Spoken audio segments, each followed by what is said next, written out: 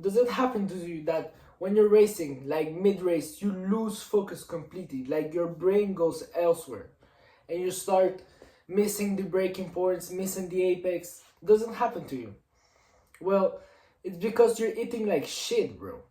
Because you're not eating like an athlete. You want to become a race car driver, right? So that means you want to become an athlete. So you have to start acting like an athlete, but you're still eating fucking junk food. What the fuck? Like eating sugar and carbs, it causes your brain to have brain fog and to make your brain less sharp. So obviously when you're racing, you lose focus because your brain is less sharp because your body's digesting sugar or carbs. Carbs are carbs are digested just like sugar in the body. So the problem is sugar.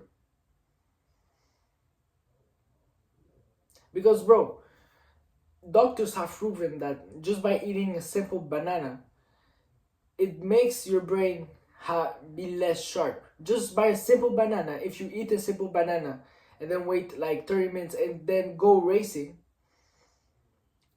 you will perform worse than if you haven't ate the banana because you have ingested sugars.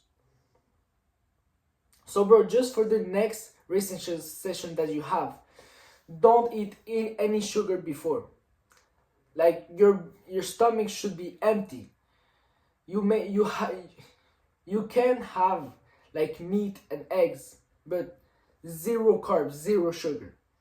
And then when you race, you realize that your brain is sharper because you're not digesting sugars.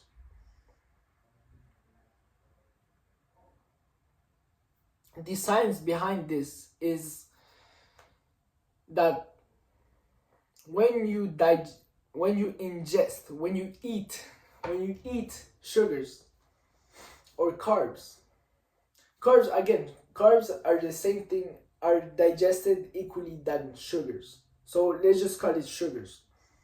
So when you ingest sugars, your body digests this, and your blood sugar goes up, and your insulin is basically like the a balance. So when your sugar goes up, blood sugar goes up in your body, your insulin has to go up to balance that.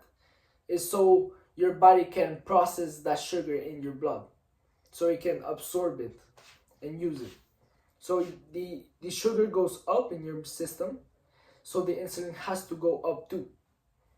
So when the blood sugar goes up, the insulin has to go up to bring back the blood sugar down. Is to maintain a balance. When you ingest like a lot of sugar, like a bowl of pasta, well, that rapid increase in blood sugar causes a rapid increase in insulin. And sometimes your body produces too much insulin. It doesn't bring back your blood sugar down as the normal level is supposed to be, but it brings it lower because your body produces more insulin. So when you have lower blood sugar, well, in context, your brain requires glucose to function. And glucose is sugar. So if your blood sugar is low, that means that your brain has less glucose to function. And that is what causes like the crash, the 3, how do they call it? The 3 p.m., the afternoon crash. That what causes that. It's a lowered level of blood sugar in the body.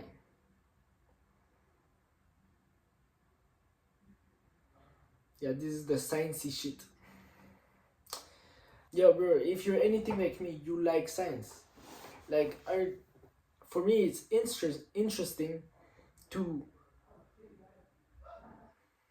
know how things work. If somebody tells me like don't eat sugar because it makes your brain foggy, I will implement that advice, but I will want to know why does it make my brain foggy, and science gives me the response to that. and I found it interesting on how things work. If you think like that, if you also think like that, we have something in common.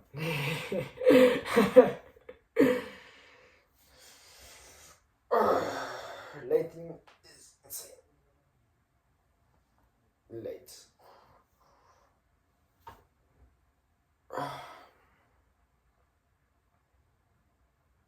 Yeah, now I'm yapping. I'm just saying my thoughts right now, and the first thing that came up is that flexing my muscles and talking about motorsports made me realize that, you know, in karting you have to be, well, it's beneficial to be lower in weights because the car has to push less weight forward. So I'm heavier, I'm 150 pounds right now, and I'm like 5'7", 5'7", and so I'm heavy. I'm 14 years old, by the way. I'm heavy for my age. I'm heavy for my age, so that means that if I go competing, competing, if I compete, there will be like 14-year-olds that weigh like 120 when I'm 150. So I don't want to lose weight. I don't want to lose 30 pounds to compete with them. But you have to do sacrifices in life, right? Look at this, bro. Okay. Bye bye.